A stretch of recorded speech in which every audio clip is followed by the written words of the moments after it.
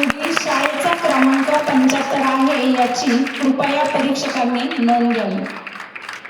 Saint John school राहता स्पर्धक सिद्धी संदीप आगरे.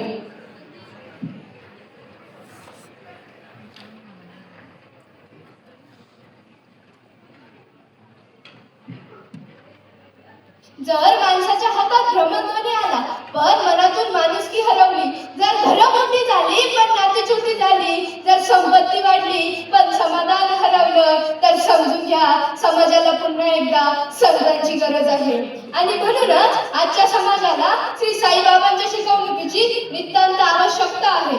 नाही हवा सोन्याचा मुकुट, नाही हवी श्रीमंतीची शान, नाही हवा सोन्याचा मुकुट, नाही हवी श्रीमंतीची शान, माणुसकीची ठेवूया जपणूक, हाच साईबाबांचा अभिमान, हाच साईबाबांचा अभिमान. आदरणीय व्यासपीठ, पूजनीय गुरुजन वर्ग आणि येथे उपस्थित सर्व माझ्या देशभक्त आणि विचारवंत बंधू आणि भगिनींनो, मी सिद्धी संदीप आगरे, सेंट जॉन स्कूलची इयत्ता 8वी मध्ये शिकणारी विद्यार्थिनी. आज मी एका अशा विषयावर बोलण्यासाठी उभी आहे जो केवळ एक विषय नसून आजच्या विस्कटलेल्या समाजाला सावरण्याचा एकमेव आधार आहे. तो विषय म्हणजे आजच्या समाजाला श्री साईबाबांच्या शिकवणुकीची आवश्यकता. मी माझ्या भाषणाची सुरुवात व माझ्या विचारांची धग मांडण्यापूर्वी त्या शिर्डीच्या राजाला, क्रांती सूर्याला साष्टांग नमस्कार करते. आज विज्ञान चंद्रावर पोहोचलंय पण माणसाचं मन अजूनही द्वेष, मत्सर आणि अहंकाराच्या अंधारातून बाहेर पडलेलं नाही. आपल्याकडे वेगवान अंतर्जाल आहे पण मनापासून संवाद नाही. हजारो मित्र भ्रमणध्वनीद्वारे बोलतात पण दुःखाच्या क्षणी खांद्यावर हात ठेवणारा मित्र मात्र कमी पडतो. संपत्ती वाढत आहे पण समाधान कमी होतंय, इमारती उंच होत आहे पण विचार खालावत आहे. या सगळ्याचं उत्तर एका संताने 100 वर्षापूर्वी दिलं होतं. ते संत म्हणजे शिर्डीचे श्री साईबाबा. त्यांनी सांगितलं, सबका मालिक एक, सर्वांचा मालक एकच. हे शब्द फक्त वाक्य नाही तर ती मानवतेची घोषणा आहे. आज धर्माच्या नावावर संघर्ष होतात, जातीच्या नावावर भेदभाव होतात, भाषेच्या नावावर वाद होतात, पण साईबाबा सांगतात माणूस आधी व बाकी सर्व नंतर. साईबाबांनी मस्जिदीत राहून हिंदू मुस्लिम ऐक्याचे दर्शन घडविले. साईबाबांनी दिलेला दुसरा महान संदेश म्हणजे श्रद्धा आणि सबुरी. आज प्रत्येकाला यश पटकन हवं आहे. एका मिनिटात उत्तर, एका दिवसात प्रसिद्धी, एका महिन्यात श्रीमंती, पण निसर्ग मात्र आपल्याला वेगळा धडा शिकवतो. बीज जमिनीत पेरलं जातं, ते ऊन सहन करतं, वारा सहन करतं, पाऊस सहन करतं, तेव्हाच ते एक विशाल वृक्ष बनतं. तसंच संघर्षाशिवाय यश नाही, श्रद्धेशिवाय शक्ती नाही आणि सबुरीशिवाय विजय नाही. आजचा माणूस केवळ आपल्या आणि आपल्या कुटुंबाचे कसे भागेल यात अडकला गेला आहे. पण साईबाबांनी स्वतः जोडी घेऊन भिक्षा मागितली व ती भिक्षा सर्वांना वाटून दिली.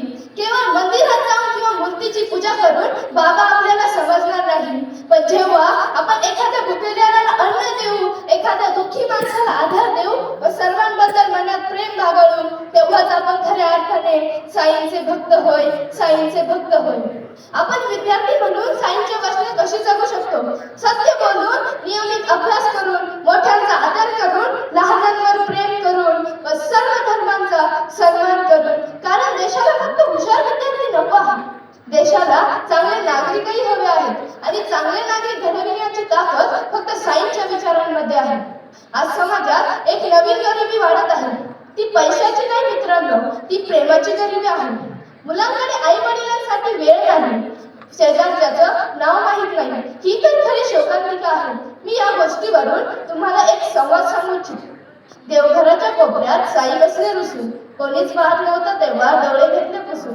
मी म्हणालो काओ साई बसला तसे रुसून, तुमचे भजन म्हणतो ना तुमच्या समोर बसून. तुमच्यासाठी साई बघा काय काय केले, साधनानी देवघरात तुम्हाला सिंहासनी बसवले.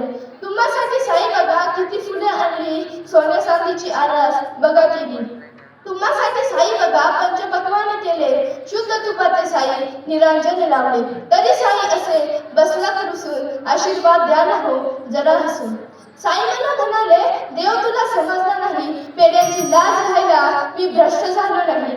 दीन झाले आई बाबा त्यांना जरा बघ, अरे वेड्या त्यांचे आहे तुझ्या पुरते जग.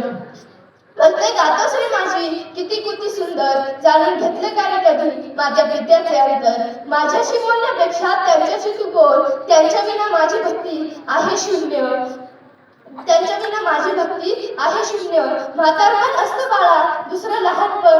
किती समजून घेतलं तुला. आठव तुझं बालपण. आठव तुझं बालपण.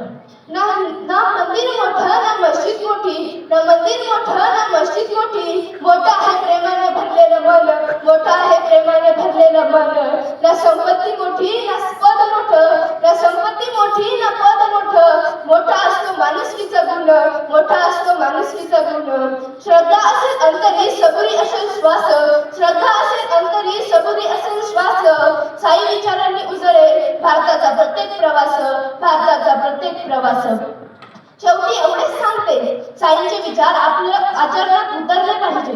कारण जेव्हा ते आपल्या आचरणात उतरतील तेव्हाच खऱ्या अर्थाने मानवतेचा विजय होईल. धन्यवाद.